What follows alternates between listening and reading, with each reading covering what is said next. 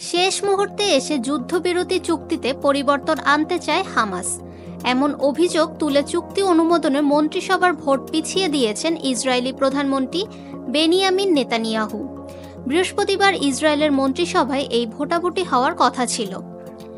Israeli প্রতিনিধিরা মাসের পর মাস আলোচনার মধ্যে দিয়ে চুক্তিতে সম্মত হলেও দেশটির সরকার এবং নিরাপত্তা বিষয়ক মন্ত্রিসভা বৈঠকে অনুমোদনের আগ পর্যন্ত এটি কার্যকর করা যাবে না। এক সূত্রে জানা যায়, হামাস চুক্তির অধীনে ফিলিস্তিনি বন্দীদের মুক্তির যে তালিকা করা হয়েছে তাতে তাদের কিছু সদস্যদের নাম যুক্ত করার চেষ্টা করছিল।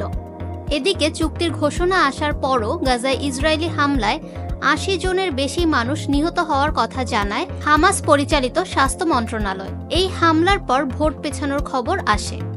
বৃহস্পতিবার সকালে বৈঠকটি শুরুর নির্ধারিত সময়ের কয়েক ঘন্টা আগে নেতানিয়াহুর হামাসের বিরুদ্ধে অভিযোগ করে বলেন, শেষ মুহূর্তের সুবিধা আদায়ের চেষ্টা করছে সংগঠনটি। নেতানিয়াহুর দপ্তর থেকে পাঠানো এক বিবৃতিতে বলা হয়, হামাস চুক্তির সকল বিষয়ে সম্মত না হওয়া পর্যন্ত মন্ত্রিসভার বৈঠক আহ্বান করা হবে না।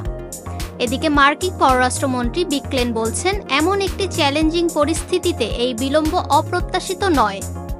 ফাহমিদা বিনতে আনোয়ার, নিরপেক্ষ নিউজ ডেস্ক, ঢাকা।